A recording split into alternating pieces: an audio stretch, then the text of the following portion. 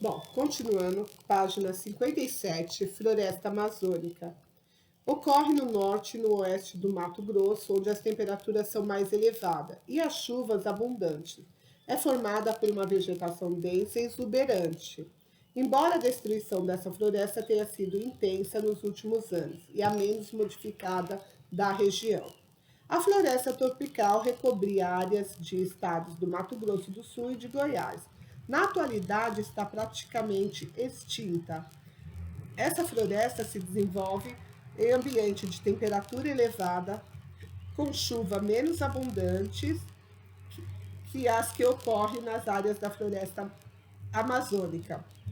Suas árvores típicas são o jatobá, o cedro e a peroba. Pantanal ou complexo do Pantanal. Seu aspecto é muito variado. Em alguns lugares, apresenta-se como uma mata densa. Em outros, sua aparência é de campos limpos e com grande valor para a pecuária. Em outros, ainda lembra o cerrado. Essa variedade está relacionada à baixa ou à alta umidade resultante das inundações anuais. Essa pesquisa aqui vocês podem pular. E aqui, como curiosidade, e aí vocês vão responder. Vocês leem a curiosidade e aí respondam as das 58 também, completem, né? Ocupação do espaço, integração regional. Deixa eu pôr aqui que falta corrigir, para eu corrigir ela no final, ok? Ocupação do espaço e integração regional. O interior do Brasil começou a ser explorado muito depois da ocupação da faixa litorânea. A região centro-oeste passou por duas grandes fases de ocupação.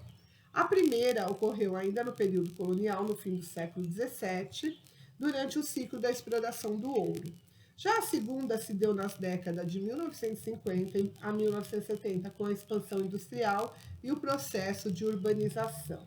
Assim, essa região assumiu um papel importante na organização espacial brasileira. Durante quase 2 séculos, essa região recebeu apenas grupos de jesuítas espanhóis, que subiam o rio Paraguai, reunindo indígenas em missões para catequizá-los. No fim do século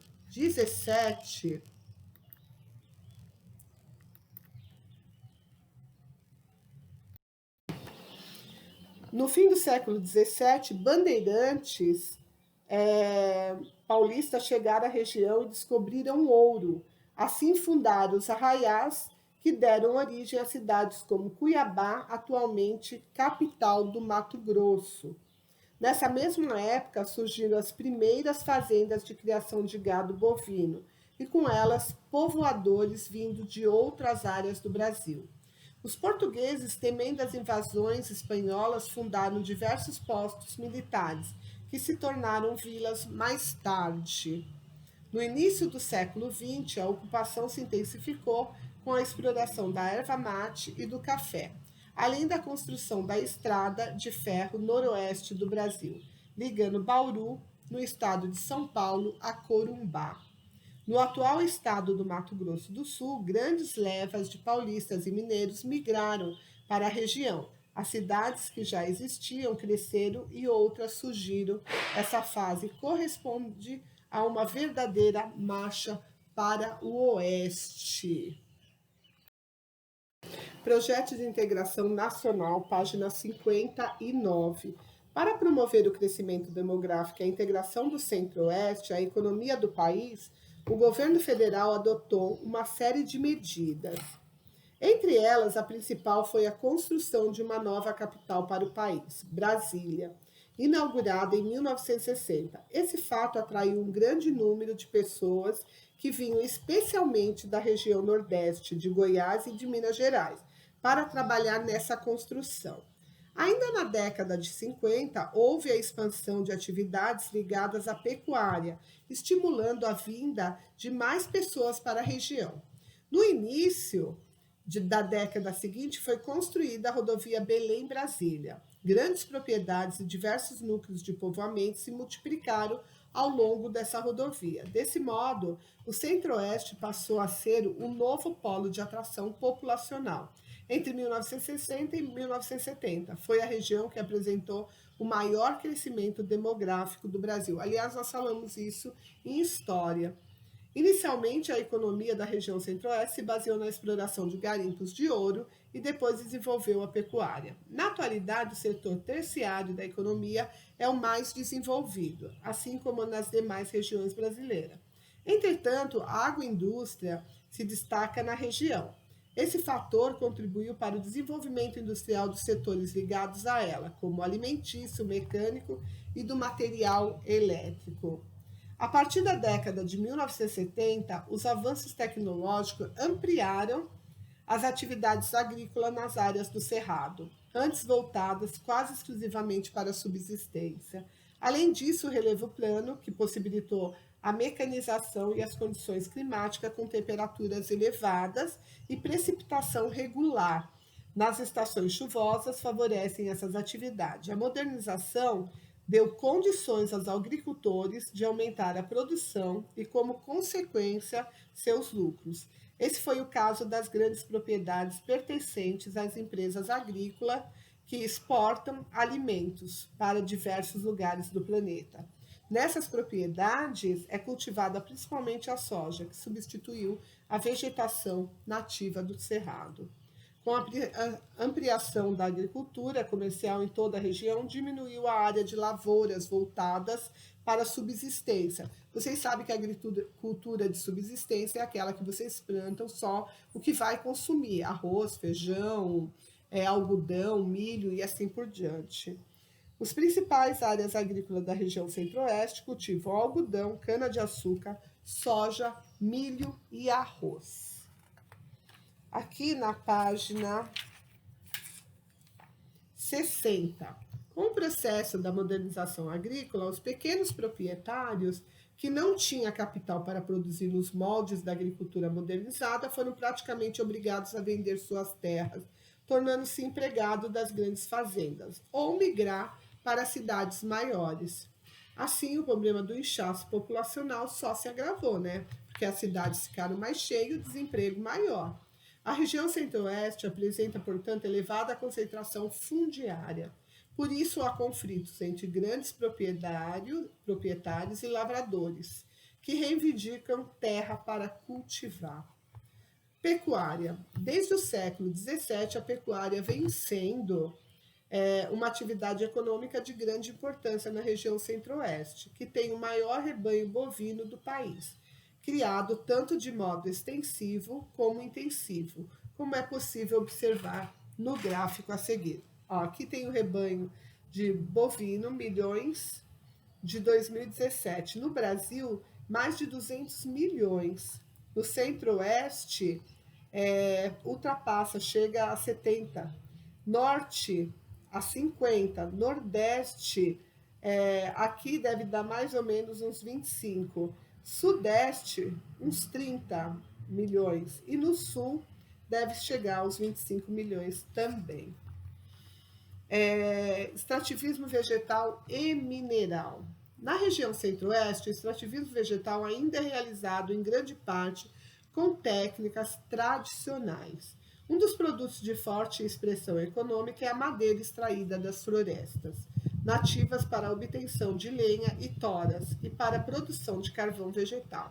Nas carvoarias, muitas vezes ocorre a exploração da mão de obra, até mesmo infantil, realizada em jornadas exaustivas em condições precárias. Mato Grosso é o maior produtor de madeira do Brasil. Além da madeira, destaca-se erva mate, palmito, castanha do Pará, urucum, ipecacunha ou poaia, de cuja raiz se fabricam remédios, látex e piaçava. No setor de mineração da região centro-oeste, destaca-se o estado de Goiás. O níquel, o amianto e calcário são os principais minerais explorados nesse estado. O calcário é explorado ainda em várias áreas dos outros 2 estados da região e no Distrito Federal.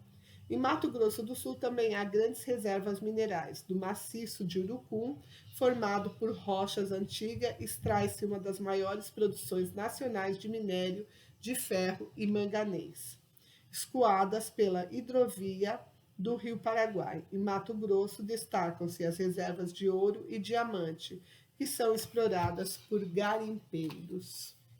O setor industrial. As primeiras indústrias da região centro-oeste foram instaladas na década de 1950 nos setores de produtos alimentares. Madeiras e minerais são não metálicos. Na década de 1970, novas tecnologias foram aplicadas à agricultura, contribuindo para a ampliação dos setores alimentício, mecânico e de material elétrico, e para o desenvolvimento dos setores de vestuário, calçados, entre outros. Aqui no mapa são as áreas industriais, o setor de máquinas e equipamentos, usina de açúcar, têxtil, madeira, metalúrgico, químico e laticínios. Aí repare que na região de Goiânia é mais laticínios. Já na região de Cuiabá se mistura laticínios, madeira e o vermelho têxtil, né? Já em Campo Grande, a gente vê os laticínios também, vê o químico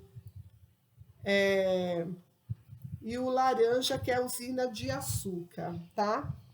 População e urbanização. A região centro-oeste apresentou grande crescimento populacional no início da década de 90, sobretudo pela chegada de imigrantes. Esse fluxo migratório foi impulsionado pela expansão da fronteira agrícola e pela atração por Brasília e Goiânia. Apesar disso, essa região continua sendo a menos populosa do Brasil. A população da região oeste, centro-oeste, portanto, é formada pelos povos que migraram para a região, além dos indígenas. De acordo com o censo de 2010, a região é a terceira do país em número de pessoas autodeclaradas indígenas, atrás das regiões Norte e Nordeste. Nos últimos anos, a região registrou o aumento da população urbana como consequência do êxodo rural e da migração de brasileiros de outro estado. Os problemas resultantes do aumento da população urbana são os mesmos das demais regiões: falta de moradias, ausência e precariedade de serviços públicos, como transporte, falta de coleta de resíduos, saneamento, eficiência e tudo mais. Uma consequência socioambiental da urbanização também foi a redução da vegetação do cerrado para possibilitar a expansão das cidades. Bom, aqui nós temos Goiânia, com aproximadamente 1.400.000 habitantes, é a única metrópole da região centro-oeste. E Brasília é uma metrópole nacional conhecida por sua arquitetura avançada e por abrigar as sedes dos 3 poderes do governo federal. É também a capital que tem o maior PIB per capita do Brasil. Aí aqui vocês têm um olhar geográfico para vocês lerem e responder as questões da página 63, a página 63 e a 64. E assim a gente encerra o conteúdo do terceiro bimestre. Na próxima aula, nós vamos corrigir os exercícios, ok? Façam ele e corrijam comigo na próxima semana, tá bom? Tchau, fiquem com Deus. Bom feriado para vocês também. Segunda-feira. É feriado? Ah, não, desculpa aí. Tô na semana errada, tá? Tchau, fiquem com Deus.